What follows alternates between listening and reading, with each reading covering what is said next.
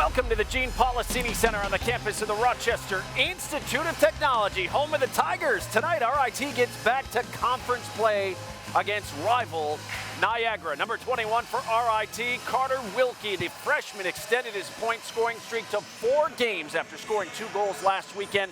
Wilkie leads all Atlantic hockey freshmen with 16 points and 8 goals this season. While on the other side, Niagara will look to end a 3-game slide in Atlantic hockey play after being swept last weekend out at Air Force. Good evening, I'm Kevin Roach, and welcome to RIT SportsZone Pregame Live. Well, the stretch run of the regular season gets underway here tonight as the Tigers get back to Atlantic hockey play. Despite getting swept by Arizona State last weekend, Wayne Wilson's group finished the non-conference schedule with a 500 record or better for the 3rd straight season. Let's show you what happened last Saturday night here at the Policini. RIT and ASU first period. Tigers down a man following a Dan Willett tripping penalty, so Arizona State getting their first chance on the power play, and they would capitalize as Matthew Copperrood goes top shelf for Copperrood, 14th on the season. It was 1-0 Sun Devils after one. Second period, just 56 seconds in. Delayed penalty here on RIT, so here comes ASU. Josh Doan to Colin Tyson, back to Josh Doan for the goal. 9th on the year for him. It was 2-0 ASU, and they were just getting started because later in the period, the Tigers caught napping here in front of the net as Colin Tyson gets his own rebound, fires from the odd angle in the corner, and somehow it goes in. RIT in a world of trouble, down 3-0 with just over 14 minutes left to play in the period. Then midway through the second, ASU showing off their speed here off the faceoff. They start the rush. Jack Jensen finishes it with his 4th goal of the year. It was 4-0 ASU, and we were halfway through the second, and they weren't done. They score 4 in the period. Benji Urkel makes it a 4-goal period for the Sun Devils. They were up 5 after 2 periods of play, but RIT would finally score in the 3rd period. Andrew Rinaldi gets things started, starting the break. Carter Wilkie there, and he's going to finish the shorty, his 8th on the season. But that's all the Tigers could muster last Saturday night as they would go on to lose by a final of 5-1. So Arizona State has now won all 6 meetings with RIT as the Sun Devils were dominant last Saturday, outshooting RIT 41-21. ASU went 1 for 3 on the power play with RIT. They were 0 for 2. Tigers did get that shorthanded tally, as we showed you, from Carter Wilkie. Wilkie's 8 goals and 16 points rank him in the top 12 nationally among first-year players. RIT finishes non-conference play with a 4-4 record. Happy to be joined, as always, by the head coach of the RIT Tigers, Wayne Wilson. And Coach, you're obviously disappointed in how your team performed last Saturday against Arizona State in particular. We talked about the effort just not being the same as it was on Friday night. Was that a wake-up call for this group when they watched the tape, and how did they respond this week in practice? Well, it's our job to really kind of figure out what we need to work on. It was our offensive rush as we turned the puck over way too many times while we were attacking them, so we had full control. We didn't get pucks deep and get the forecheck going, or we didn't make plays to enter the zone and create some offensive opportunities. So those transitions are what really hurt us. I think there was 48 of them, to be exact, that we went through with the guys, and that was probably our biggest problem there. And other than that, I'm really happy with our first game play against Arizona State. But now we're back in the league play. We've got to turn the page and really fight for points and find ways to climb in the standings. Absolutely. You're going with Tommy Scarfoni tonight in net. He played well last Friday night for you. Can we expect a rotation moving forward? As you've mentioned, you're trying to keep these guys fresh for this stretch run. That's our intention right now, but we're going to still go game by game and see how things go from there. So we went Tommy and then Colby, and I felt sorry for Colby because we just kind of let him out to dry there on Saturday night, but we're going back with Tommy here tonight. Yeah, looking at Niagara, a team that may be better than their record would indicate. What gets your attention when you watch the Purple Eagles on tape this week? I think they've got good balance. They've got a lot of veteran leadership on defense. Their goaltending's been strong, so we've always had great games with them. I think the difference, the separation between teams in our league is at a minimal. I think you've got to be ready to play, focused. You've got to bring energy, and then you've got to execute what you're trying to do. And I think that's a big thing for us, is just really executing our game plan and do it with a lot of energy and be ready to play. You talked about now's the time to get points. The race in this conference heating up. Feel confident with your team where you are right now to make a run in these final 12 games and beyond? Yeah, absolutely. I just think there's a lot of hockey still to be played, and when you're going 3 points at a time, sometimes the standings are, when you're a traditionalist more like myself, too, if someone's up by 6 points, you're thinking, it's going to take a lot of games, but you could have a sweep in one weekend and make up that difference so quick. So when your 3 points are on the line every night, you've got to be hungry for all 3 points, and that's what we are tonight. All right, well, best of luck to you here tonight against Niagara, and we'll talk to you again on the post-game. Head coach Wayne Wilson joining us here on Pregame Live. Meanwhile, it's been a rough stretch for the Purple Eagles. Niagara has not only dropped his last 3 games, but has lost 6 of its last 10. With more on Niagara and tonight's matchup with RIT, their head coach, Jason Lammers, with our John DiTullio now. Johnny? All right, thanks so much, Kevin. Jason, we were talking. Your record is certainly misleading. Wouldn't you agree because of the schedule you played? Yeah, I think we have a really good group in here. We're really impressed with our leadership this year, and we really think we have a magical team. So we believe we're better than our record, and some of the teams we scheduled were with intent and purpose, and hopefully that's going to play out for us towards the end of the year here. 13 newcomers. How is it taking time to gel with 13 new faces? Yeah, it's taken a little longer than maybe we thought it would, but we're excited, and we're still in process of it. It's always the onboarding. You're not sure how fast it's going to go. You always think it should be this fast, but they're not only players, they're students, and they're people too, and we're taking some time to get adjusted, but like I said, we're excited about where we're going. We were talking, this is the fun time. You get late January. Do you feel a little bit of sense of urgency with your club? Yeah, no, I think it's this is championship season, right? To me, college hockey's 2 seasons, before and after Christmas. Now there'll be more fans around. The snow's on the ground. People care about hockey, and this is the fun time of year to play. And this game is always fun. What's the key for your team tonight to come away with 3 points? Yeah, I think both teams are in a spot where they need to outcompete each other. So we're going to have to impose our will on RIT. At the same time, we know they're going to try and do the same to us. Now, last time you were here, it was a bizarre ending where you thought you guys won twice. What do you remember about that game?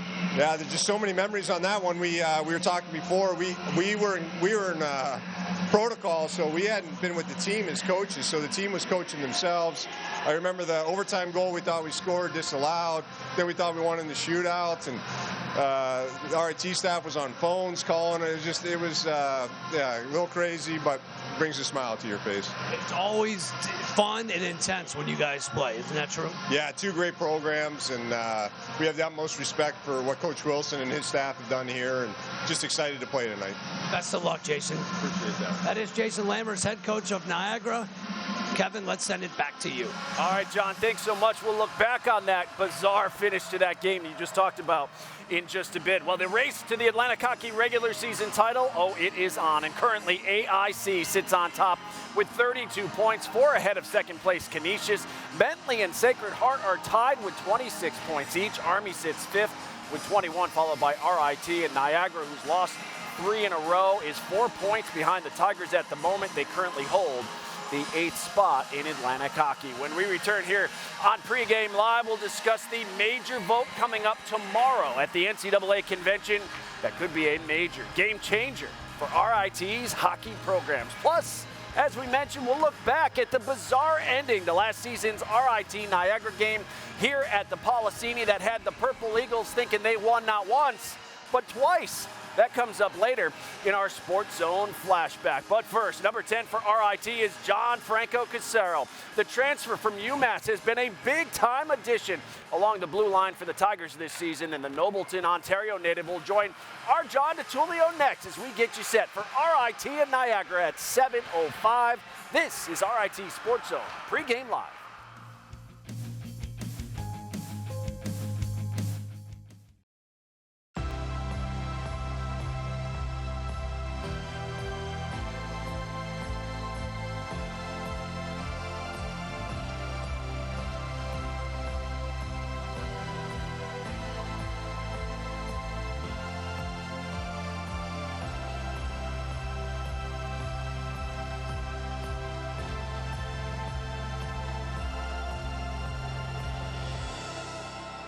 Back here on Pregame Live at the Policini Center at RIT, where it is Free Ticket Friday for RIT students, and where we're also celebrating Pride Night with the LGBTQA+ community here tonight at RIT. Hey, all 10 Atlantic hockey teams will be on the ice tonight, and some big matchups coming up. AIC underway with Sacred Heart, trying to win their 9th in a row. They lead 1-0 out in Bridgeport. Bentley will would be looking to take over second place with a win over Canisius at Harbor Center at 7:05. Army is at Holy Cross, while Air Force is in Erie to face Mercyhurst. In the net for RIT tonight, as we talked about, if you're just joining us, it's going to be number 30, Tommy Scarfoni, the freshman from Montreal, stopped 26 of the 28 shots he faced in a 2-1 loss to Arizona State last Friday night, but he played well. Scarfoni is 1-3 on the season with a 2.89 goals against average. How about Niagara head coach Jason Lammers?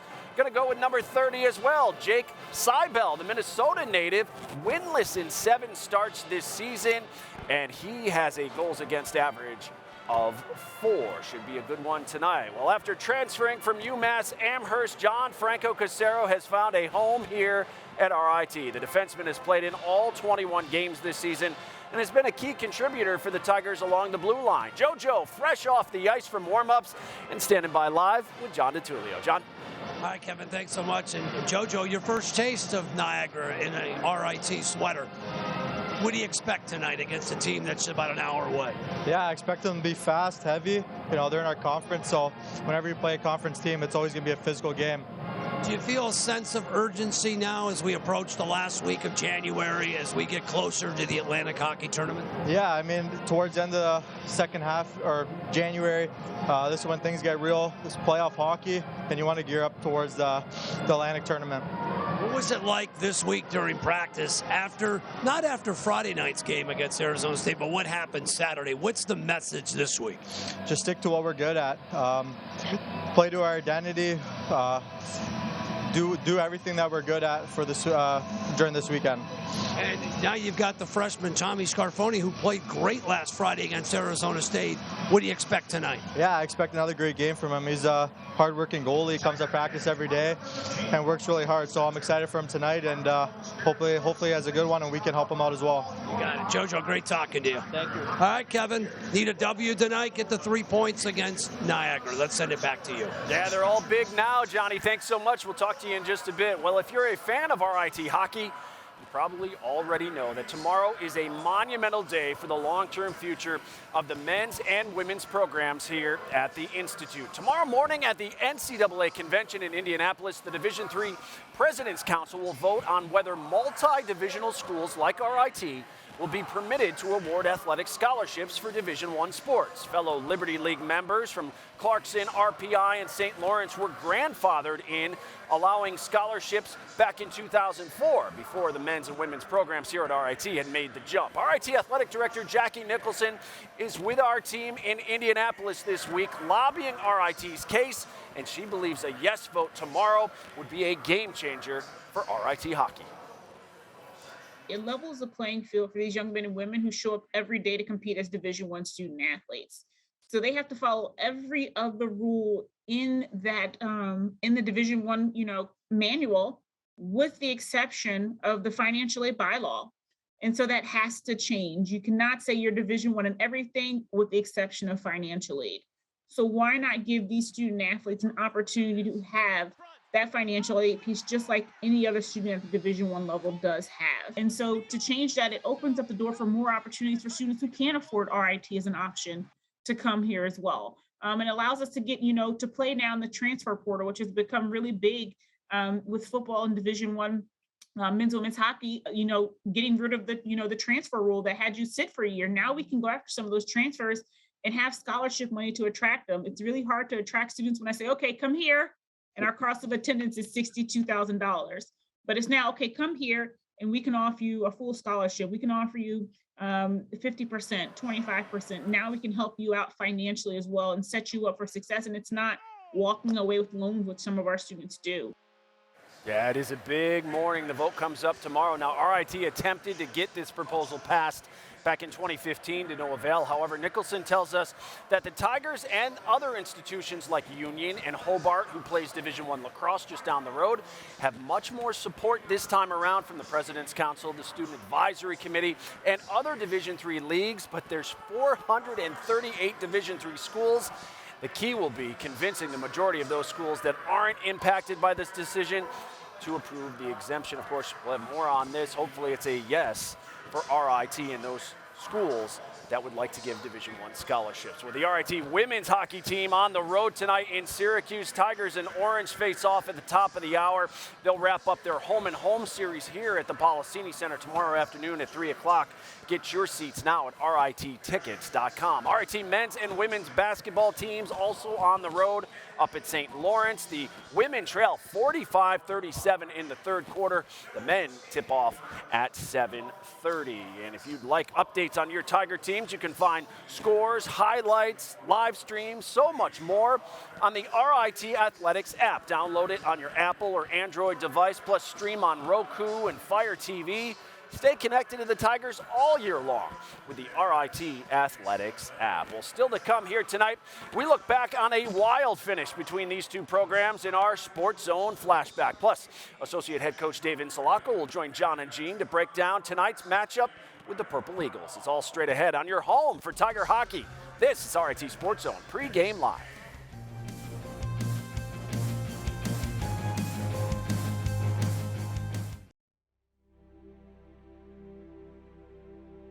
Again, this is sudden death here. As Evanston takes it ahead. Evanston going in, shoots and scores, and Niagara will earn the victory here tonight. What are they looking at? They're looking at something, and the Purple Eagle players are not going off the ice. It's the right foot. Yeah. Did the right foot do enough to impede Drackett from not being able to make that save? Can almost hear him maybe talking about it. No goal. No goal. We are still playing. Closing seconds, sending it ahead. Can the Tigers win this late? 4 seconds. Down low, Calverley, the shot! And the save made by Veltri, and now we go to the shootout. Oh! It'll be Stenlud taking the first for the Purple Eagles. Ludwig Stenlud going in. Stenlud scores. And that puts the Tigers on their heels. Niagara up in the shootout 1-0. Okay. All into Pui. Stick handling going in. Stick handling, the shot, and Veltri turns it aside. Wait. That's it? Wait. Would they change the rule? What are they ruling here? Wayne is furious. Yes. Why are they ruling Niagara won the game? It's a best of 3. It always is. It's a best of 3. And the officials don't even know the rules. It's the second time Niagara thinks they've won the game. They're going to have to come back out. All right, Veltri's now back on the ice. That's good. Here we go. Jaffe going in. Jaffe to tie. Goes in! And we are tied at 1. Jaffe, you knew he was going to score, right, Gino? Here comes Hammaker for the RIT Tigers. Can they win it here? Hammaker bringing wide. Hammaker scores! The Tigers storm the ice! You betcha! What a bizarre finish between these two programs, and what was just a bizarre 2020 season anyways. Believe it or not, RIT went winless in its first 17 meetings with Niagara, so it's no surprise as we take a look at the all-time series. Purple Eagles lead it 17, 13, and 14. RIT has the edge in the last 10 meetings, and while the Tigers have won 3 conference tournament championships, Niagara has only claimed a regular season title. That came back in 2013. So welcome you back inside the Gene Policini Center here at RIT, where you're watching RIT SportsZone Pregame Live, presented by Taylor the Builders. Tonight, the 45th meeting between these two programs in the first of a home-and-home series that will conclude tomorrow night up in Lewiston. So we welcome in the guys who will have the call for you here once again tonight. Jim Battaglia and John DiTullio. And guys, it is go time for RIT. 12 games remaining, most of them on the road, and currently they sit 6th in the 10-team standings. It's time to get to work here tonight and make a move if you're RIT. Yeah, and this is the one team you really want to get points against. Niagara, first of 4 matchups, as we're joined ringside by Associate Head Coach Dave Insulaco. Dave, on a lighter note, I just want to tell you, I did not get fined for calling out the officials that night. What do you remember from that win last year? It was just a weird occurrence. We knew the rules, but the referees did not. And we were fortunate that somebody called down and said, those are the rules, and we were able to pull it out in a shootout. It's how funny. It's incredible where the officials don't know the rules. Dave, what about tonight? What about this series? This is, as Kevin mentioned, it is go time right now. Do you feel a sense of urgency with your team? Yeah, it's the second half. It's down to the final stretch. We got to start putting some wins together in league action, and that starts tonight. I know last weekend we were strong. Friday night and Saturday was not our best, so we got to come ready to play, and we have to dictate the pace of play here in the first 20 minutes. Some familiar faces certainly on this line chart, but Seibel we haven't seen yet. So your thoughts on the goaltender and some of the new faces you'll be facing here tonight? He's a first-year goalie, hasn't gotten a lot of action. He's been splitting mostly with Veltri, so it's going to be a good test for us. I know last year he was USA Goaltender of the Year, so we'll have a tough task ahead of us playing him tonight. Dave, what was the message after last weekend, especially after Saturday? What's been the message all week that you, Wade, and Brian tried to convey? You just got to get back to working hard and playing to our identity. I thought we didn't come out very strong in that game. I thought, the second period was definitely not who we are as a team, and we need to refocus ourselves, rededicate ourselves, and get back to work here in this first 20 minutes. Dave, appreciate your time. Good luck into the 3 points here tonight. Thanks, guys. Take care. David Zalako as joining us. It's so funny because talking with Jason Lammers before we hit the air, he goes, listen, we saw what happened last. We are going to attack RIT in the first 20 minutes. The first 5 to 10 minutes, we're going to come out flying to try to get up on them and try to take whatever kind of confidence they have away. That's what he told me. So it's interesting how RIT wants to come out firing. Niagara has the same game plan tonight, because they watched what happened last Saturday against Arizona You just State. have that trustworthy face. The coaches will just tell you what's going on. Gino, I think we both are. Who's more trustworthy than me and Gino? Yeah, that's it here. We take a look at our players to watch Yes. tonight. Walker Sumner is one of those players. He gets a fifth year. Remember, so RIT certainly has players like Jake Hammaker. Number 8, our player to watch for the Purple Eagles. Very good two-way player, absolutely. That extra year is key, and really talking with Jason is one of those leaders. They have a lot of new faces, but he is a guy who's been here a long time, and this is where you need your leaders to step up as we approach crunch time here in the season. Look at those numbers. He's certainly not afraid to score. He's one of their best players, no question. So number 8 for them. How about number 8 for RIT? I thought Arizona State did a good job against the Calverley line. Now it's time for the Calverley line this weekend. That takes some doing. They really shut him down last weekend, but if RIT is going to get on this roll, it starts with that line, but it starts certainly with the captain. 11 goals, 5 assists, great two-way player. Number 8 needs to have a big game tonight and a big one tomorrow if the Tigers are going to come away with 6 points. Tommy Scarfoni gets the starting goal tonight, Kevin. Looking forward to the puck drop coming up here at 7:05. Oh, we're looking forward to it. Thanks, Gene and John. Tell me everything you know to Tulio. He's getting all the scoops for us here on Pregame Live. Thanks, guys. Face off now less than 10 minutes away. We'll wrap up from here next. This is RIT SportsZone Pregame Live.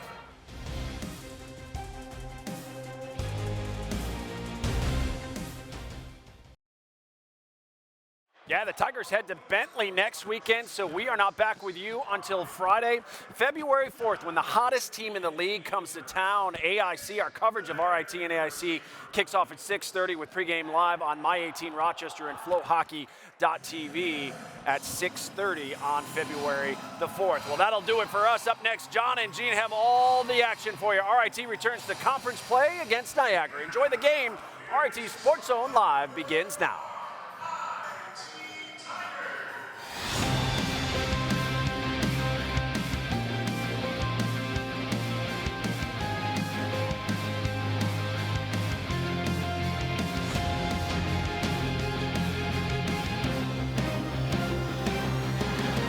RIT SportsZone Live proudly welcomes you